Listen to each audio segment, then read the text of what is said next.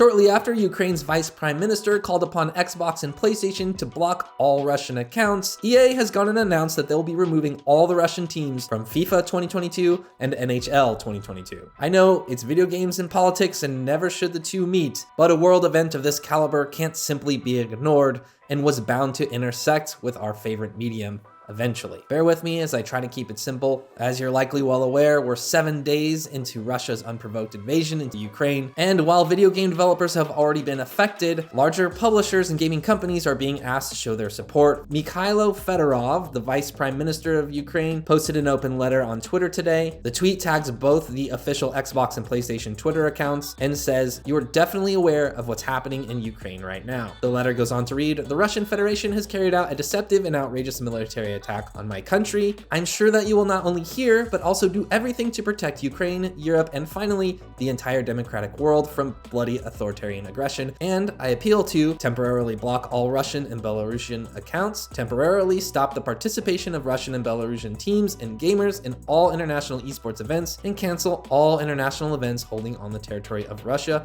and Belarus." And basically, his reasoning for this is, as he states, "We are sure that such actions will motivate the citizens of Russia to proactively stop the disgraceful military aggression." You know, there's other companies doing things like this. Apple recently stated that they're not going to be selling their products in Russia right now. Obviously, the next real big release is going to be Gran Turismo 7, which launched for PS4 and PS5 this Friday. Earlier this week, I guess, Eurogamer contacted PlayStation to ask if it would still go ahead with the game's launch in Russia. PlayStation hasn't responded yet. However, in the world of film, Sony is one of several companies who have pulled coming releases, and I imagine that this call to action may actually result in some type of response from PlayStation and Xbox. However, one company that was quick to respond is EA. So roughly 8 hours after that tweet by the Ukrainian vice prime minister, EA responded with a tweet of their own announcing that they'd be pulling all the Russian teams from FIFA 2022 and NHL 2022. Here it is, a statement from EA Sports, FIFA. "EA Sports stands in solidarity with the Ukrainian people and, like so many voices across the world of football, calls for peace and an end to the invasion of Ukraine. In line with our partners at FIFA and UEFA, EA Sports has initiated processes to remove the Russian national team and all Russian clubs from EA Sports FIFA products, including FIFA 22, FIFA Mobile, and FIFA Online. We're also actively evaluating related changes to other areas of our games. We will keep our communities up to date on any actions taken and thank players for their patience as we work through these updates." And of course, an official tweet from EA Sports NHL with the same kind of messaging. "Following the IIHF suspension of all Russian and Belarusian national and club teams from IIHF competitions, we will be removing these teams from NHL 22 within the coming weeks. We stand with the people of Ukraine and join the voices around the world calling for peace." Now, there's been other gaming developers and companies so far that have announced their support for Ukraine. So EA is not the first, but they're certainly one of the larger ones. And I imagine we're going to see a lot of other video game companies follow suit. For those that aren't like completely up to date or completely familiar with what's going on, the idea is that a number of, governments sanctioning and distancing themselves from Russia's economy will force them to run out of funds to spend on their war effort.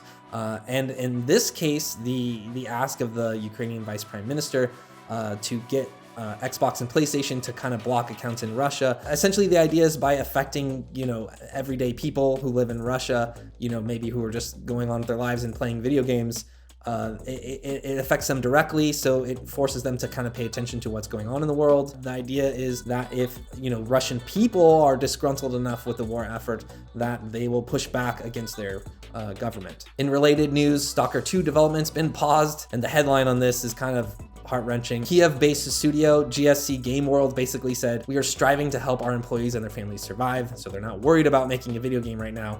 They're worried about just making it through. As you might have known, the developers of This War of Mine were actually one of the first devs to speak out, donating all of their proceeds from their game for like a week to Ukrainian relief efforts. And in the world of esports, reportedly, CSGO pro player Simple, who plays on the team Navi, or Not as Sincere, donated $33,000 directly to the Ukrainian army. This was after his team lost at IEM Katowice, and he was given the opportunity to give kind of a personal and moving speech. Now, what's controversial about this is while other gaming companies are donating to relief efforts like the Red Cross, Simple, again, did donate reportedly directly to the Ukrainian army, and there's been a bit of back and forth about that since Simple is from Ukraine and his hometown was actually being shelled. So regardless of where you land on that one, It's clear that the ongoing conflict continues to escalate and is continuing to affect different parts of our industry. It's awful stuff.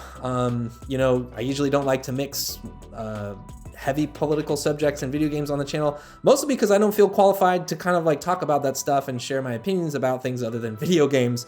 But like I said, I think some world events, you know, you can't just sit on the sidelines. You can't just pretend like these things aren't going on. And while PlayStation and Xbox haven't commented yet, you know, as of this recording on what's going on specifically, there are a lot of other game developers, CSC Software, CD Projekt Red, and Bungie that have been raising funds to help Ukrainian humanitarian charities. I'll post some links in the descriptions to those and to those links where you can see what those game companies are actually doing. So that's it for today.